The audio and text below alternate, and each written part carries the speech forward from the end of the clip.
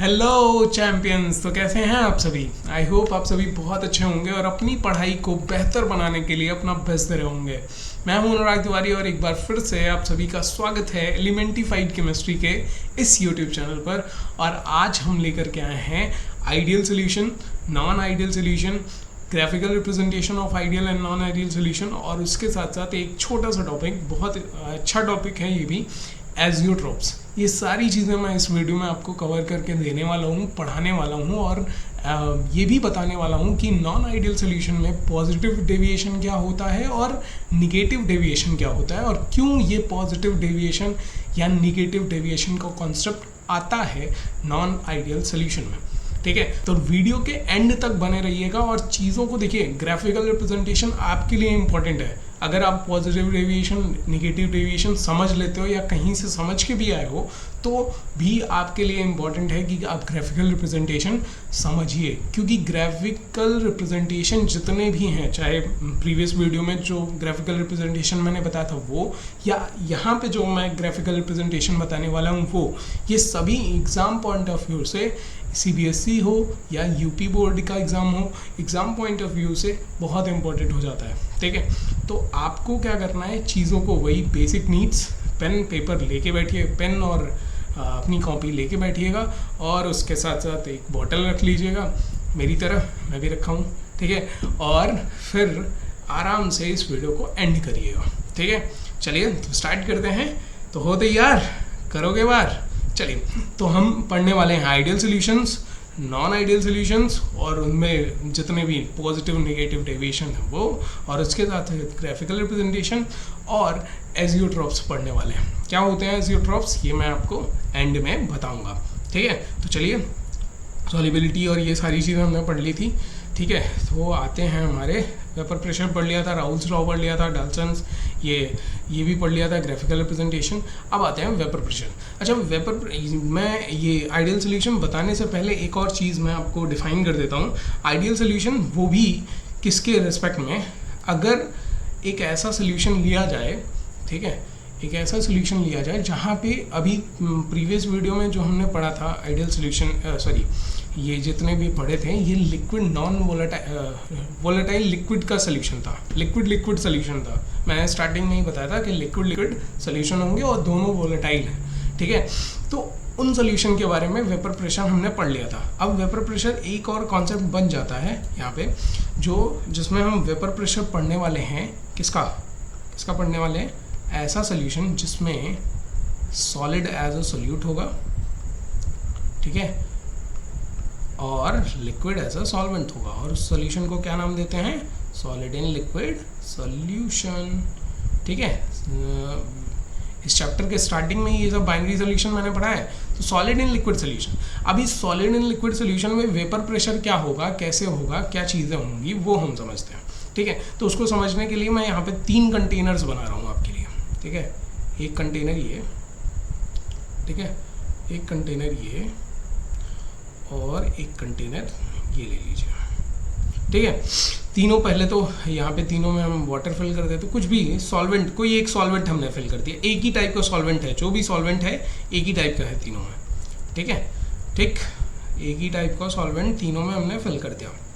ठीक, अब यहाँ पे जो फर्स्ट वाला है, मान लो ये ए है, ठीक है, ए सोल्यूशन, ये बी है और ये सी है। ठीक है, अब तीनों को हम क्लोज कर देते हैं। क्लोज क्यों कर रहे हैं? क्योंकि मैंने बताया था वेपर प्रेशर, भाई वेपर प्रेशर तभी तो लगेगा, वेपर्स तभी तो इकट्ठा होंगे और प्रेशर लगाएंगे सरफेस पे। ठीक है, इसलिए क्लोज होना चाहिए। ठीक है, अब मैंने क्या किया है, मैं कलर बदल लेता हूँ यहाँ पे, ठीक है, समझाने के लिए। अब देखिए, ध्यान से देखिएगा, अब मैंने क्या किया, ये वाला जो सोल्यूशन है ये प्योर फॉर्म में है, सॉरी सोल्यूशन नहीं है, ये प्योर सॉल्वेंट है। ठीक है, यहाँ पे प्योर सॉल्वेंट दिया है, तो प्योर सॉल्वेंट अगर मैं इसको हीट कर रहा हूँ, ठीक है, हीट कर रहा हूँ, तो इसके वेपर्स, इसी के वेपर्स, खुद के वेपर्स यहाँ पे ऊपर आएंगे। ठीक है, रेड कलर, ये इसी के वेपर्स आएंगे, और वेपर्स आएंगे तो वो खुद ही वो प्रेशर लगाएंगे, और जब भी कोई प्योर फॉर्म में प्रेशर लगाता है तो उसका वेपर प्रेशर कितना होता है? P0 हो जाता है, बताया था इससे पहले, राउल्स लॉ। ठीक है, और यहाँ पे क्या कर लिया, बी में हमने क्या कर लिया, यहाँ पे कुछ हमने नॉन वोलेटाइल सोल्यूट ऐड कर दिया। ठीक है, मतलब जो हमारा सॉल्वेंट है वो तो है ही, उसके साथ साथ नॉन वोलेटाइल सल्यूट ऐड कर दिया। क्या ऐड किया है? Non volatile solute. Non volatile मतलब क्या होता है भाई? नॉन वोलेटाइल जो वेपर फेज में कन्वर्ट ना हो उनको नॉन वोलेटाइल सल्यूट कहते हैं। ठीक है, क्या कहते हैं? Non volatile solute. तो यहाँ पे लिख देता हूँ, यहाँ पे हमने नॉन वोलेटाइल, ठीक है, सल्यूट ऐड किया है। और तीसरे वाले में क्या कर दिया? इसमें वोलेटाइल सल्यूट ऐड कर दिया। Volatile salute.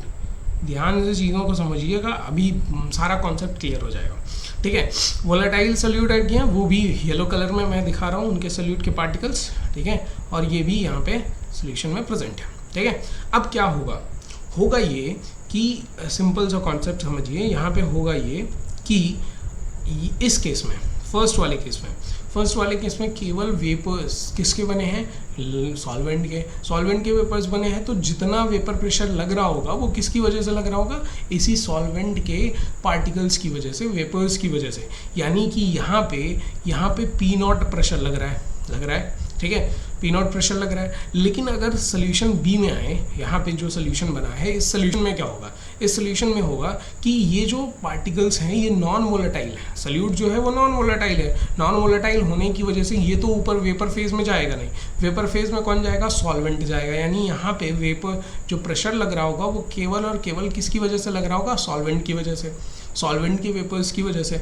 और दूसरी चीज़ कि ये नॉन वोलेटाइल होने के साथ साथ जब ये ऊपर नहीं जा रहे हैं तो ये क्या करेंगे? जगह तो लिए होंगे, यहाँ पे स्पेस तो फिल हुई होगी ना। ठीक है, सल्यूट के कुछ पार्टिकल्स वेपर का जो सरफेस होगा, ठीक है, सॉरी, जो लिक्विड सोल्यूशन का सरफेस होगा, सबसे ऊपर वाला सरफेस, उस पर कुछ सल्यूट के पार्टिकल्स आए होंगे। तो वेपर बनने में वो क्या कर रहे होंगे? बीच में आ रहे होंगे कि नहीं? ठीक है, आ रहे होंगे, जिसकी वजह से कम जो सॉल्वेंट है, सॉल्वेंट के कम पार्टिकल्स इस ऊपर वाले फेज पे प्रेजेंट होंगे। जब कम होंगे प्रेजेंट तो कम वेपर्स बनेंगे, तो वेपर प्रेशर कम लगेगा। समझ में आ रही बात? नहीं समझ में आया? फिर से समझिए, मैंने क्या कहा कि जो सल्यूट, नॉन वोलेटाइल सल्यूट के पार्टिकल्स हैं वो भी तो प्रेजेंट होंगे सरफेस पे। किसके सरफेस पे? सोल्यूशन के सरफेस पे। तो वो भी प्रेजेंट है। पहले क्या था? पहले ये देखो, यहाँ पे मान लो इस ऊपर वाले सरफेस पे 10 पार्टिकल्स किसके थे? इसके थे। ठीक है, सॉल्वेंट के। अब इसमें हमने नॉन वोलेटाइल सल्यूट ऐड कर दिया। जब नॉन वोलेटाइल सल्यूट ऐड किया तो पहले 10 सरफेस पे थे, अब कुछ तो सल्यूट के भी तो आ गए। तो अब क्या होगा कि अब 5 अगर इसके होंगे तो 5 सॉल्वेंट के होंगे, तो 5 सल्यूट के होंगे, पार्टिकल्स होंगे।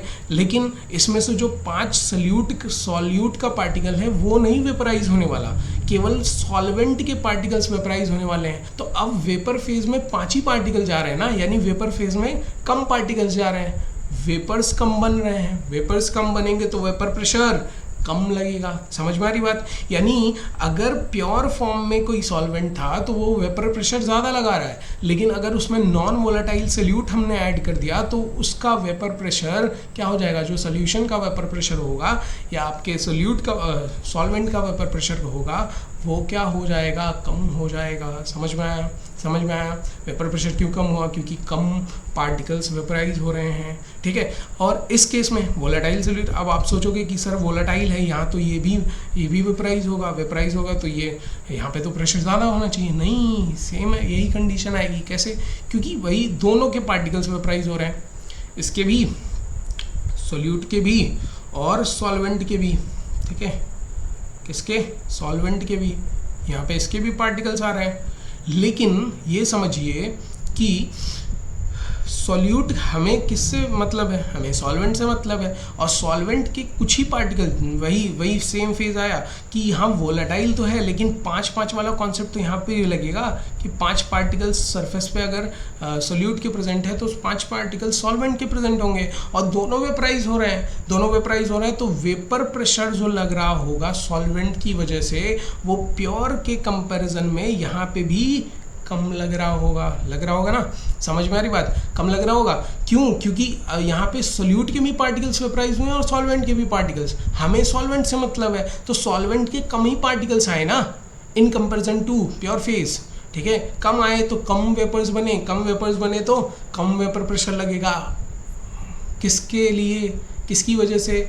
सॉल्वेंट के पार्टिकल्स की वजह से। समझ में आया? यानी कि प्योर फॉर्म में अगर सॉल्वेंट है तो वो ज़्यादा वेपर प्रेशर लगाता है इन कंपैरिजन टू जब उसमें वोलेटाइल या नॉन वोलेटाइल सोल्यूट अगर मिक्स किए गए हैं, तो सॉल्वेंट का जो वेपर प्रेशर होगा वो क्या हो जाएगा? डिक्रीज हो जाएगा। किस केस में? सॉलिड इन लिक्विड सोल्यूशन के केस में। समझ में आया? क्लियर हुई? समझ में आया? चलिए, तो ये चीज़ थी vapour pressure in solid in liquid solution. फिर आते हैं आइडियल सोल्यूशन। आइडियल सोल्यूशन क्या होता है? देखो, दो तरह की चीज़ें होती हैं, दो तरह के लोग होते हैं। एक्चुअल में गवर्नमेंट ने अगर रूल्स बनाए हैं तो उन रूल्स को फॉलो करने, कुछ लोग फॉलो करते हैं, कुछ लोग नहीं फॉलो करते हैं, ठीक है, यही दो ही तरह के लोग होंगे, ठीक है। अब जो फॉलो करते हैं, ठीक है, उनको अच्छा माना जाएगा, आइडियल माना जाएगा, ठीक है, और जो फॉलो नहीं करते हैं उनको क्या माना जाएगा? नॉन आइडियल माना जाएगा, ठीक है। समझ में आ रही बात? तो सेम कंडीशन आइडियल सोल्यूशन और नॉन आइडियल सोल्यूशन की है, ठीक है। राउल्स लॉ, अगर कोई भी सोल्यूशन राउल्स लॉ को फॉलो कर रहा है तो वो क्या कहलाएगा? वो कहलाएगा आइडियल सोल्यूशन, ठीक है। क्या कहलाएगा? Ideal solution. और अगर कोई भी सोल्यूशन राउल्स लॉ को फॉलो नहीं कर रहा है, ओबे नहीं कर रहा है, तो वो कहलाएंगे नॉन आइडियल सोल्यूशन, ठीक है। अब इतना ही काफ़ी नहीं है। आइडियल सोल्यूशन अगर आपसे पूछा जाता है तो उसमें और भी चीज़ें आपको इंक्लूड करनी है। जैसे अगर कोई आइडियल सोल्यूशन है तो हमेशा उसका जो एंथैल्पी होती है, चेंज इन एंथैल्पी का मतलब ना तो हीट निकल रही होगी, ना तो हीट, ठीक है, एब्जॉर्ब हो रही होगी। एंथैल्पी हीट से मतलब होता है यहाँ पे, ठीक है। आपने आई थिंक थर्मोडायनेमिक्स पढ़ा होगा तो वहाँ पे उससे रिलेट कर रहा हूँ मैं। तो चेंज इन एंथैल्पी का मतलब कि या तो हीट निकल रही हो या तो हीट एब्जॉर्ब हो रही हो। तो आइडियल सोल्यूशन में ऐसा कुछ नहीं होता, ना तो हीट एब्जॉर्ब होती है while mixing the two components, ना तो हीट एब्जॉर्ब होगी, ना तो हीट रिलीज होगी, ठीक है। इसलिए यहाँ पे आइडियल सोल्यूशन के केस में एंथैल्पी, चेंज इन एंथैल्पी क्या होती है? ज़ीरो, पहली चीज़। दूसरी चीज़, चेंज इन वॉल्यूम में भी कोई चेंजिंग नहीं आती, ठीक है। वॉल्यूम में कोई चेंजिंग ना आने का मतलब क्या है कि जितना कंपोनेंट्स का वॉल्यूम रहा होगा वही उनका एडिशन कर दोगे तो वो फाइनल सोल्यूशन का वॉल्यूम होगा, ठीक है। मान लीजिए 1 लीटर का एक कंपोनेंट था, 1 लीटर का एक कंपोनेंट था, दोनों कंपोनेंट्स को आपने मिलाया तो जो नया सोल्यूशन बना वो 2 लीटर का बन रहा है, ठीक है। यानी कि उसमें कोई वॉल्यूम में चेंज नहीं आया। अगर चेंज आता तो वो आइडियल सोल्यूशन नहीं होता। चेंज नहीं आया इसलिए उनको क्या कहेंगे? आइडियल सोल्यूशन कहेंगे। लेकिन ठीक है, आइडियल सोल्यूशन, भाई आइडियल लोग मिलते कहाँ हैं? आजकल रूल्स तो हर कोई ब्रेक करता है, तो आइडियल लोग मिलते कहाँ हैं? ऑब्वियस सी बात है, मैं भी आइडियल नहीं हूँ, आप भी आइडियल नहीं हो, और इस दुनिया में कोई भी आइडियल नहीं है। लेकिन अप्रॉक्सीमेट आइडियल होते हैं, ठीक है। अप्रॉक्सीमेशन होता है कि हाँ हम मैक्सिमम चीज़ों को फॉलो कर रहे हैं, ठीक है।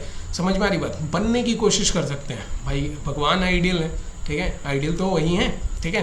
तो ये चीज़ क्लियर। तो आइडियल सोल्यूशन क्लियर हो गया। पहली चीज़ राउल्स लॉ को फॉलो करना चाहिए। दूसरी चीज़ चेंज इन एंथैल्पी जीरो होगी, चेंज इन वॉल्यूम जीरो होगा। उसके साथ साथ आइडियल सोल्यूशन रेयरली मिलते हैं, जैसे क्लोरोब्यूटेन के सोल्यूशन, बेंजीन सोल्यूशन, ठीक है। ये सब सोल्यूशन जो होंगे वो आइडियल सोल्यूशन में आते हैं, लेकिन अप्रॉक्सीमेट, ठीक है, कंप्लीटली आइडियल नहीं होते हैं, कुछ हद तक आइडियल होते हैं। समझ में आया? कोई प्रॉब्लम किसी को? नेक्स्ट चलते हैं।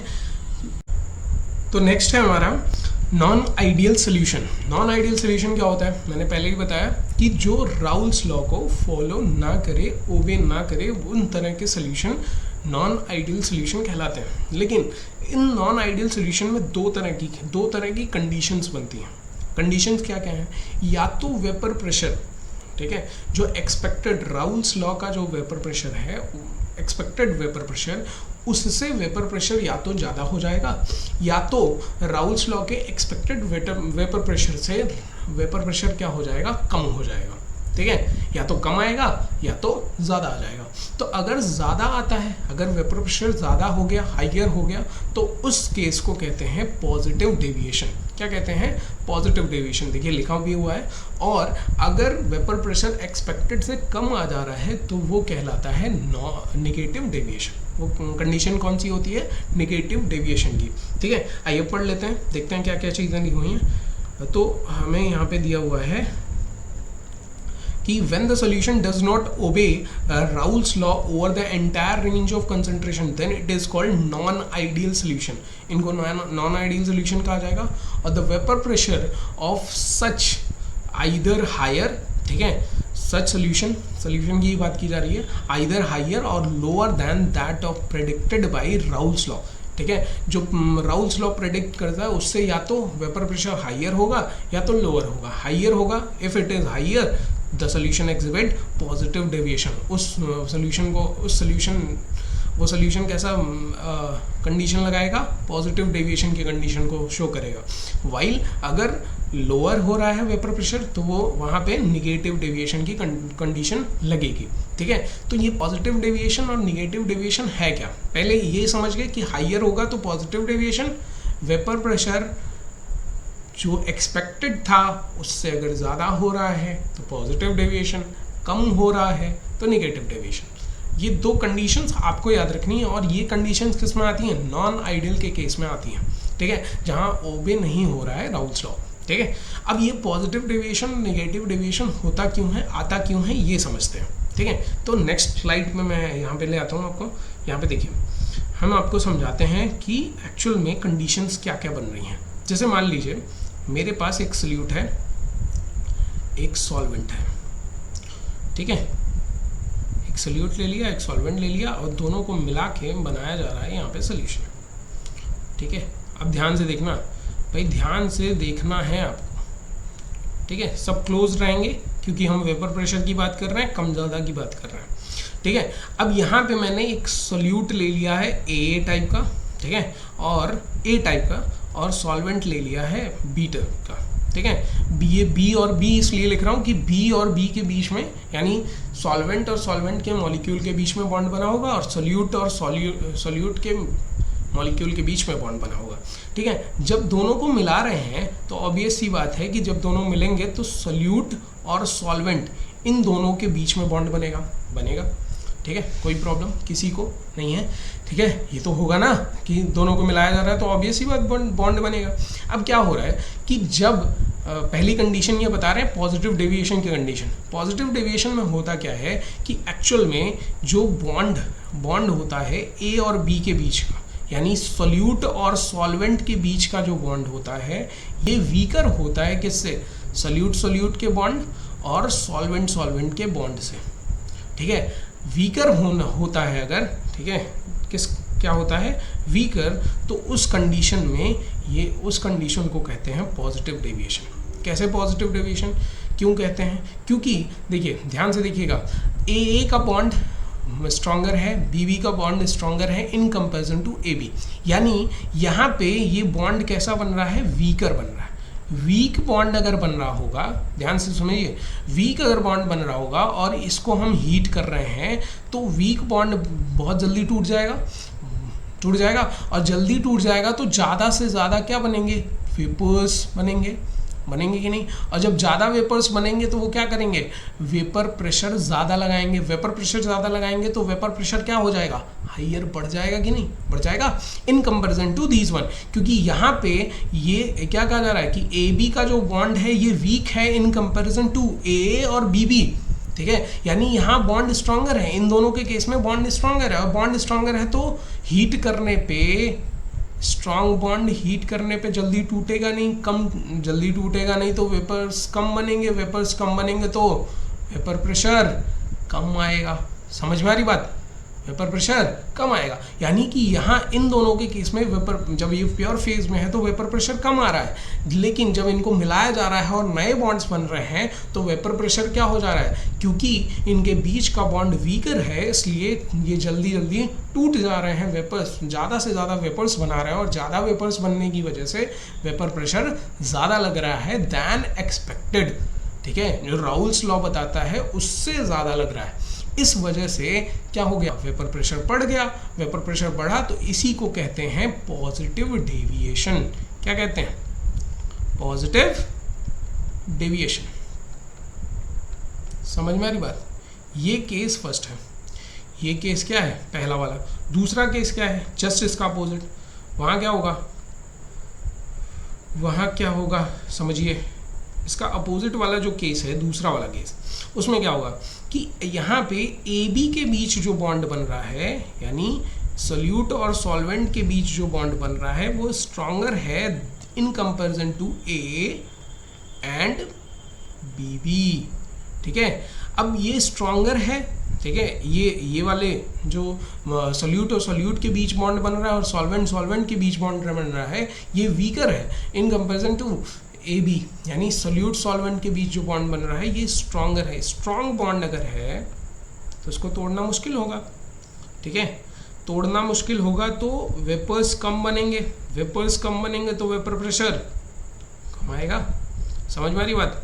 ये स्ट्रॉन्ग बॉन्ड है, अगर ध्यान से सुनिए, ये स्ट्रॉन्ग बॉन्ड है तो इसको तोड़ना मुश्किल है। तोड़ना मुश्किल है तो वेपर्स कम बनेंगे, भाई हीट देने पे वेपर्स कम बनेंगे, वेपर्स कम बनेंगे तो वेपर प्रेशर कम आएगा। और इसी वजह से यहाँ वेपर प्रेशर जब कम आ रहा है तो ये कौन सा केस बन जाता है, निगेटिव डेविएशन का। कौन सा केस बन जा रहा है, ये केस बन जा रहा है आपका निगेटिव डेविएशन। समझ में, ये लिखा नहीं रहा है एक्चुअल में, सॉरी, ये मैं मिटा दे रहा हूँ, वेट ऊपर लिख देते हैं, निगेटिव डेविएशन। समझ में आया कि नहीं। ठीक है, जस्ट उसका अपोजिट है, वहाँ पे वेपर प्रेशर क्योंकि ज़्यादा हो जा रहा था। क्यों ज़्यादा हो रहा था, क्योंकि ए बी के बीच जो बॉन्ड था वो वीकर था। यहाँ स्ट्रॉन्गर हो गया तो स्ट्रॉन्ग होने की वजह से क्या होगा, स्ट्रॉन्ग होने की वजह से ब्रेक नहीं होगा तो वेपर्स कम बनेंगे, वेपर्स कम बनेंगे तो वेपर प्रेशर कम आएगा दैन एक्सपेक्टेड। और इसी वजह से ये कौन सा केस बन जाता है, ये बन जाता है निगेटिव डेविएशन का केस। किसका बन जाता है, निगेटिव, ठीक है, निगेटिव डेविएशन। समझ में आया, समझ में आया। अब एग्जांपल्स देख लेते हैं। तो निगेटिव, पॉजिटिव डेविएशन में जो एग्जांपल आता है, पॉजिटिव डेविएशन में मैं नेक्स्ट स्लाइड पे बता देता हूँ, यहाँ पे पीछे वाली साइड पे पॉजिटिव डेविएशन के जो एग्जांपल्स हैं वो क्या क्या हैं, ध्यान से सुनिए। पॉजिटिव डेविएशन का जो एग्जांपल है वो है आपका एथेनॉल। एथेनॉल ले लीजिए और एथेनॉल में एसीटोन मिला दीजिए। ठीक है, ये पॉजिटिव डेविएशन का एग्जाम्पल है, बहुत बेस्ट एग्जाम्पल ये पॉजिटिव डेविएशन है। क्यों ऐसे, ये पॉजिटिव डेविएशन क्यों शो करता है, मैं आपको बताता हूँ एग्जाम्पल देखें। ठीक है, ये पॉजिटिव डेविएशन इसलिए शो करते हैं क्योंकि यहाँ पे इसके केस में, एथेनॉल के केस में, एथेनॉल जो है ये हाइड्रोजन बॉन्डिंग करता है अपने हर एक मॉलिक्यूल के बीच में। इनमें आप देखेंगे वाटर में जैसे हाइड्रोजन बॉन्डिंग होती है वैसे एथेनॉल में भी हाइड्रोजन बॉन्डिंग होती है। लेकिन जब इसमें एसीटोन मिलाया जाता है तो वो हाइड्रोजन बॉन्डिंग क्या हो जाती है, ब्रेक हो जाती है। ठीक है, और ब्रेक होके एसीटोन इनके साथ एक वीक बॉन्ड बनाता है, और वीक बॉन्ड बनेगा तो ऑब्वियस सी बात है कि इथेनॉल और एसीटोन जब वीक बॉन्ड बनाए हैं तो उनको तोड़ना आसान है। तोड़ना आसान है तो वेपर्स जल्दी बनेंगे, वेपर्स जल्दी बनेंगे तो वेपर प्रेशर ज़्यादा लगेगा। ज़्यादा वेपर्स बन गए, ज़्यादा वेपर प्रेशर लगाएंगे, ज़्यादा वेपर प्रेशर तो पॉजिटिव डेविएशन। ठीक है, लेकिन दूसरा जो केस है निगेटिव डेविएशन का, निगेटिव डेविएशन में हम लेते हैं फेनॉल। ठीक है, फेनॉल और एनिलीन, ये दोनों, ठीक है, ये दोनों फॉर्मेशन करते हैं किसका, ये दोनों एग्जाम्पल है निगेटिव डेविएशन का। किसका एग्जाम्पल है, निगेटिव डेविएशन। ठीक है, निगेटिव डेविएशन का बेस्ट एग्जांपल फेनॉल और एनिलीन। फेनॉल और एनिलीन में क्या होता है कि ये फेनॉल, मान लीजिए ये फेनॉल है, ठीक है, ध्यान से देखिए, ये होता है फेनॉल OH। ठीक है, और एनिलीन में बना देता हूँ NH2। बेंजीन रिंग पे NH2 जुड़ा हो तो उसको क्या कहते हैं, एनिलीन। ठीक है, नाइट्रोजन, इसके पास लोन पेयर ऑफ इलेक्ट्रॉन्स होते हैं, यहाँ पे एक हाइड्रोजन, यहाँ पे एक हाइड्रोजन। ठीक है, तो यहाँ पे एक स्ट्रॉन्गर बॉन्ड बनता है, कैसे, कहाँ पे स्ट्रॉन्गर बॉन्ड बनता है, देखिए ये हाइड्रोजन जो फेनॉल का हाइड्रोजन है और नाइट्रोजन, इनके बीच एक स्ट्रॉन्गर बॉन्ड बनता है और ये स्ट्रॉन्गर बॉन्ड की वजह से ये क्या करते हैं, निगेटिव डेविएशन शो करते हैं। क्या शो करते हैं, निगेटिव डेविएशन, यानी एक्सपेक्टेड से लोअर वेपर प्रेशर ये शो करेंगे, इसलिए यहाँ निगेटिव डेविएशन आता है। समझ में आया, क्लियर हुई चीज़ है। नॉन आइडियल सोल्यूशन के दो केसेस थे, पॉजिटिव और नेगेटिव डेविएशन। पॉजिटिव डेविएशन क्यों आता है, क्योंकि सोल्यूट और सॉल्वेंट के बीच जो बॉन्ड होता है वो स्ट्रॉन्गर होता है इन कंपैरिजन टू, ठीक है, सॉल्वेंट। इस वजह से वहाँ पे वेपर प्रेशर ज़्यादा आता है दैन एक्सपेक्टेड, इसीलिए पॉजिटिव डेविएशन शो होता है। ठीक है, ये सारी चीज़ें यहाँ पे एग्जांपल के थ्रू मैंने इस स्लाइड पे बताई हैं। अगर नहीं समझ में आए एक बार फिर से आप इसको रिवाइंड करके देख लीजिए। ठीक है, अगर फिर भी नहीं समझ में आता है तो आप कमेंट करिएगा, मैं नेक्स्ट वीडियो में फिर से कोशिश करूँगा कि इस चीज़ को और अच्छे से समझा सकूँ। ठीक है, फिर आते हैं नेक्स्ट हमारे ग्राफिकल रिप्रेजेंटेशन पे। अब देखो ग्राफिकल रिप्रेजेंटेशन ये इंपॉर्टेंट क्यों होता है। देखो अगर आपने प्रीवियस वीडियो नहीं देखी और प्रीवियस ग्राफिकल रिप्रेजेंटेशन नहीं देखा है तो आप इसको बहुत अच्छे से समझ नहीं पाओगे। ठीक है, अगर देखा है तो बहुत अच्छे से समझ जाओगे। ठीक है, सिंपल सी चीज़ मैंने ये बताई थी कि ये जो पॉइंट है, ये जो पॉइंट्स हैं, ये क्या शो कर रहे हैं, ये शो कर रहे हैं उनके प्योर फॉर्म में वेपर प्रेशर्स को, किसके, सॉल्वेंट और सोल्यूट के। ठीक है, बी क्या है, सॉल्वेंट, और ए क्या है, सोल्यूट है। ठीक है, और यहाँ पे क्या हो रहा है, ये जो डॉटेड लाइंस आपको दिख रही हैं, ये डॉटेड लाइंस, ये राउल्स लॉ का एक्सपेक्टेड वेपर प्रेशर है। ठीक है, एक्सपेक्टेड वेपर प्रेशर। और ये जो लाइन आपको ऊपर जाती हुई दिख रही है, ये है एक्चुअल पॉजिटिव डेविएशन वाला, एक्चुअल इंक्रीज्ड वेपर प्रेशर, जिसको हम क्या कहते हैं, पॉजिटिव डेविएशन कहते हैं। क्या कहते हैं, पॉजिटिव डेविएशन, ये इंक्रीज वाला है। समझ में आ रही बात। और यहाँ पे अच्छा ये इस तरह का कर्व क्यों बन रहा है, कर्व इसलिए इस तरह का बन रहा है क्योंकि बीच में ये थोड़ा सा उठा हुआ है। क्यों ऐसा हो रहा है, क्योंकि यहाँ देखिए, यहाँ पे जो हमारा सोल्यूट और सॉल्वेंट का मोल फ्रैक्शन है, ठीक है, ये मोल फ्रैक्शन बीच में आके दोनों 50-50 हो रहे हैं, यानी इक्वल अमाउंट में आ रहे हैं। इस वजह से बीच में वेपर प्रेशर क्या है, ज़्यादा क्या हो रहा है, दोनों का एडिशन ऑफ वेपर प्रेशर जो है वो ज़्यादा आ रहा है। लेकिन जैसे जैसे आप साइड पे जा रहे हो वो क्या हो जा रहा है, अपने प्योर फॉर्म में आ जा रहे हैं। कौन अपने प्योर फॉर्म में आ जा रहा है, ये देखो यहाँ पे XA=1 है, मतलब ये सोल्यूट अभी प्योर फॉर्म में है, इसलिए सोल्यूट का प्योर फॉर्म का वेपर प्रेशर पे है। ठीक है, और ये यहाँ पे इस साइड पे अभी आके सॉल्वेंट प्योर फॉर्म में बचा है, इसलिए सॉल्वेंट के प्योर फॉर्म में जो वेपर प्रेशर है उस पे ये ग्राफ आया हुआ है। समझ में आ रही बात। और ये डॉटेड लाइन क्या रिप्रेजेंट कर रहा है, राउल्स लॉ का जो एक्सपेक्टेड वेपर प्रेशर था, और ये लाइन ऊपर वाली क्या रिप्रेजेंट कर रही है कि जो पॉजिटिव डेविएशन हुआ है वो। समझ में आया, ग्राफ समझ में आया। यही ग्राफ कभी कभी एग्जाम में पूछ देता है, तो आपको ऐसे ही करना है, कुछ नहीं करना है, बस 2 स्लाइड्स बनाने हैं। XA XB रखना है, एक तरफ XA की वैल्यू 1 रखनी है, XB 0 रखना है। ठीक है, काई A काई B, ठीक है, XB बोला जा सकता है उसको, और दूसरी तरफ काई A की वैल्यू 0 होनी चाहिए, काई B की वैल्यू 1 होनी चाहिए। ठीक है, और दोनों का एक फिक्स्ड क्या करेंगे, आप प्योर फॉर्म में वेपर प्रेशर लगाएंगे और उसके बाद एक डॉटेड लाइन खींचेंगे और पॉजिटिव डेविएशन ऊपर की तरफ दिखाएंगे। जबकि निगेटिव डेविएशन में क्या होगा, निगेटिव डेविएशन में हमेशा वेपर प्रेशर जो एक्सपेक्टेड वेपर प्रेशर है, ठीक है, जो एक्सपेक्टेड क्या होगा वेपर प्रेशर है, उस एक्सपेक्टेड वेपर प्रेशर से नीचे आ जाएगा वेपर प्रेशर की वैल्यू। ठीक है, देखिए यहाँ पे नीचे आ गया है, देखो एक्सपेक्टेड वेपर प्रेशर, ये मैंने बताया ना, डॉटेड लाइन जो है ये एक्सपेक्टेड, यानी राउल्स लॉ से निकाला गया। एक्सपेक्टेड का मतलब वही है जो राउल्स लॉ से निकाला गया वेपर प्रेशर है। ठीक है, वो है। और जब आप क्या कर रहे हो, दोनों को मिक्स कर रहे हो, सोल्यूट और सॉल्वेंट को, तो उनके बीच का बॉन्ड क्या हो जा रहा है, स्ट्रॉन्गर हो जा रहा है, सोल्यूट और सॉल्वेंट के मॉलिक्यूल के बीच का। इस स्ट्रॉन्गर बॉन्ड होने की वजह से वेपर्स कम बन रहे हैं, तो वेपर प्रेशर कम आ रहा है, तो इसीलिए यहाँ निगेटिव डेविएशन शो हो रहा है। समझ में आ रही बात। तो ये जो नीचे वाली लाइन ऐसे कर्व बन के गई है, ये निगेटिव डेविएशन का वेपर प्रेशर है। समझ में आया, क्लियर हुई। तो ये है निगेटिव डेविएशन का ग्राफ। ये ग्राफ आते हैं, पूछे जाते हैं एग्जामिनेशंस में, तो आपको ग्राफ देखना यहाँ एक बार देखोगे तो वैसे ही समझ में आ जाएगा, और एक बार समझे रहोगे तो आप बनाना आराम से बना सकते हो क्लास में, सॉरी एग्ज़ाम में, ठीक है।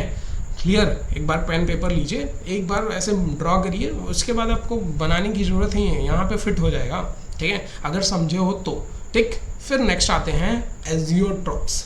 अभी एजियोट्रॉप्स क्या होते हैं? ये एक स्पेशल टाइप के बाइनरी सॉल्यूशंस होते हैं। अब स्पेशल टाइप का क्या, ठीक है, तो स्पेशल टाइप का इसलिए मैं कह रहा हूँ, पहला तो ये याद रखो बाइनरी सॉल्यूशन होते हैं, बाइनरी सॉल्यूशन होंगे, ठीक है, पहली चीज। दूसरी चीज स्पेशल टाइप के होंगे, स्पेशल टाइप। अच्छा, स्पेशल टाइप क्यों कह रहा हूँ? स्पेशल टाइप इसलिए कह रहा हूँ क्योंकि इनका जो कंपोजिशन होता है in liquid phase and vapour phase, ये हमेशा इक्वल होता है, ठीक है। यानी कि ये हमेशा, अगर इनका एक सर्टेन कंपोजिशन ले लिया जा रहा है, पहले तो ये लिक्विड लिक्विड होंगे, ठीक है, लिक्विड लिक्विड सोल्यूशन का एग्जांपल होता है, हाँ, दोनों लिक्विड ही होंगे। तो लिक्विड फेज में कंपोजिशन लिक्विड फेज में और वेपर फेज में हमेशा इक्वल होता है, जिसकी वजह से ये हमेशा एक फिक्स्ड टेम्परेचर पे बॉयल होते हैं, ठीक है। क्या होते हैं? एक सर्टेन के कांस्टेंट टेम्परेचर पे दोनों लिक्विड बॉयल होगा, ठीक है। जनरली तो ये होता है ना कि एक लिक्विड का बॉइलिंग पॉइंट अलग होगा, दूसरे लिक्विड का बॉइलिंग पॉइंट अलग होगा, और दोनों अपने अपने बॉइलिंग पॉइंट पे क्या होंगे, बॉयल होंगे, ठीक है, वेपर फेज में जाएंगे। लेकिन यहाँ पे मैं क्या कह रहा हूँ कि बोथ लिक्विड्स का जो बॉइलिंग टेम्परेचर होगा वो कांस्टेंट होगा एक सर्टेन कंपोजिशन पे, और इस तरह के बाइनरी सॉल्यूशन को, इस तरह के special type of binary solution को कहा जाता है एजियोट्रॉप्स, ठीक है। क्या कहा जाता है? एजियोट्रॉप्स। अब इसमें दो तरह के एजियोट्रॉप्स आते हैं, एक होता है मिनिमम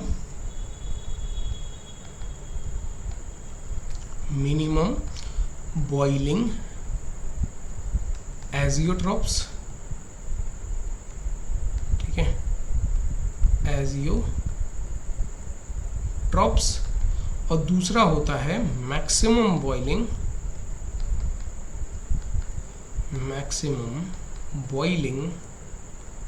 ठीक है, बॉइलिंग एजियोट्रॉप्स,